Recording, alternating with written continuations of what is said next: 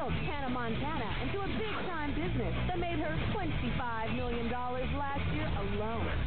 Now she's taking on the movie, and she just barely turned 16. Hannah Montana the movie is all about Miley's TV alter ego,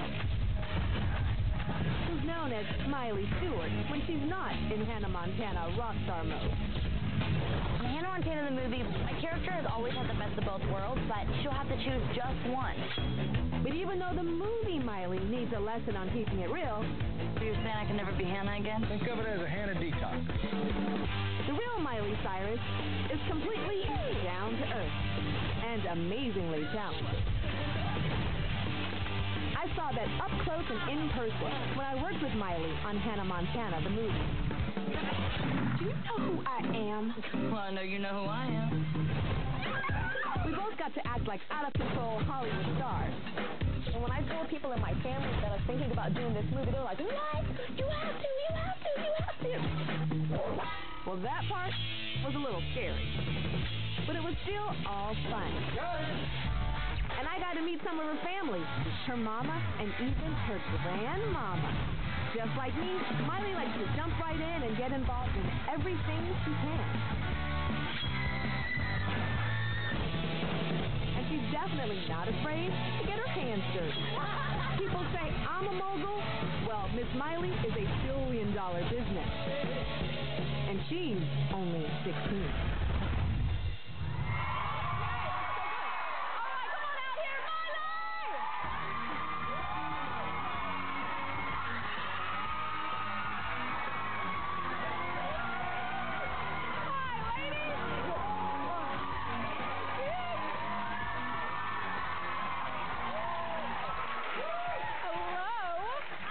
First of all, I love this outfit. We were just taking some pictures backstage that you guys are going to see at the commercial breaks, and I think you look so hot. Thanks. I got to do my model shots with you, you know, the smile with the eyes and all, so that was cool. Very and actually, you know, Emily really is my best friend in real life, and we showed up in almost the exact same thing, only different colors, and we were like, that shows that you truly are best friends when you show up in the, you know, designers throw stuff up all the time, and we show up in the same outfit. The same stuff. For you guys that don't know, Emily, she plays Miley's best friend on the TV show and in the movie, and they're best friends in real life. Now, you are an industry. You are like $1 billion, making money for yourself and a lot of other people. But you seem so, like, normal. Like, we're hanging out in the movie, and you're like, oh, my God, she threw the shoe, and it accidentally hit somebody on set, and you ran over to them, and you're like, oh, my God, I'm so sorry, and you went to go get them water, and you're just like, you know, and the director's like, we got to go, and you're like, no, but if the shoe, like, hit him. I'm definitely careful, you know, because we did all our own stunts in there, and I wanted to make sure you were cool with that, and you were making sure I was cool with that, and it's just, like, respect for people on the set, you know, because you definitely want to have a happy set, because I think that's the worst thing in the world is when you walk in and everyone's yelling at each other.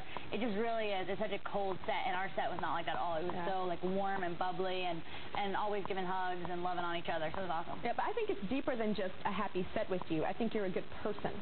I think you have a good spirit. I hope so. No, I really do. And to like have all this success and to be like, she's normal. She just happens to be a trillionaire. But like you're really, really normal. I have to admit, I love hanging out with your family and your mama and your daddy and your grandmama, and then on the set of the movie. My mom and my grandma are like the coolest. They're always cool. around. And your grandmama, she is always done. Hair is always like very teased and like mascara and like she's a lot like me. She's a very like loyal person, so no lie, she went to the same hair person in Kentucky for like 40 years, then the same person in Nashville. Now she has someone she drives like an hour away in California to get her hair done, and I've never seen her without makeup. She'll like wash her face real quick and then totally redone again, and she will look at me and be like, you going out, girl? You need a little blush or something. I'm like, gosh, mammy. I'm like, let me just be. Is that what you call her, mammy? Mammy. Mammy. Yeah, because my mom wanted me to call her Mamaw when I was little, my big sister, and she couldn't say Mamaw, so we just called her Mammy. Well, I have to tell you, I'm an honorary Knowles with like the Knowles family, like Beyonce and all of them, and I want to be an honorary Cyrus. Oh, cool. You know what? That's what I think is the best thing. Is like Beyonce, they always keep it in the family. You know, I think that's the coolest thing. That's what we do in the family. Okay, cool. So I read some of your book, and I read that you were bullied when you were in school with some girls. Yeah. What type of bullying was it? What'd they do? I was definitely, I think I was one of those kids that I think I kind of thought I played everything down, you know, like, oh, it's not a big deal. And then really when I look back on it now, I'm like, I really wish I would have said something earlier because it probably wouldn't have gotten to the extent that I would. I wouldn't have been, in my book, I talk about being locked in a bathroom for hours and not knowing how to get out. They locked you in a bathroom? Yeah. And like being scared every day. And now I'm like, you know, I don't get the opportunity to go to a real school. I'm homeschooled, and I'm like, I wish I could have enjoyed the time that I did have in the school. Why do you think they were doing that? Honestly, with my dad growing up, it was always really hard, and most people, I think, would kind of like resent that and be like, you know, Dad, you made it really hard for me to grow up. But for me, I thank my dad because he made me stronger as a person. And now with the media trying to tear me down and message boards, I don't really care because I picture each photographer that I see stepping outside my house as one of those girls. And I just really say, you know, that's something that I don't want to get involved with because soon enough it'll be the equivalent to being locked in the bathroom where I don't ever get privacy, or they're trying to make me look like a bad person because I know that I'm not, and I know that I have good values. I like the connection of the paparazzi with the bullies. The bullies at school. Yeah. Okay, what are those girls doing now? Have you run into them anywhere? Oh, I don't know. And someone asked me if I wanted to go back to school and see them, and I was like, no, thank you, because I just don't even want to give them the time, thank you very much, because they don't deserve it. And I'm doing great, and I have probably more friends than they'll ever have. Yeah. It's true.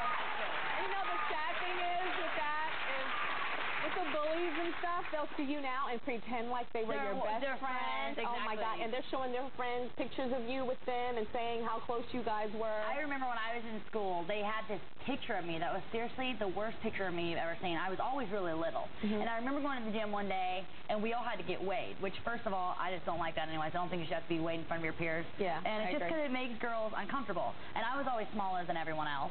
And I remember them being like, oh, she's so small. You know, I think that's when it really was like, we can get her type thing. And there was this picture of me where I was just like so little, and I was standing next to them, and you could really see the contrast. And they had it on their binder every day and was like showing me the picture of us standing beside each other trying to scare me. And when you really look at it, it really is scary, you know, scary thought. It's scary. Well, I have a message for you guys.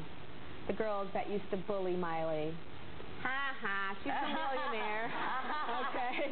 We're going to have much more with Miley Cyrus after this. We'll be right back.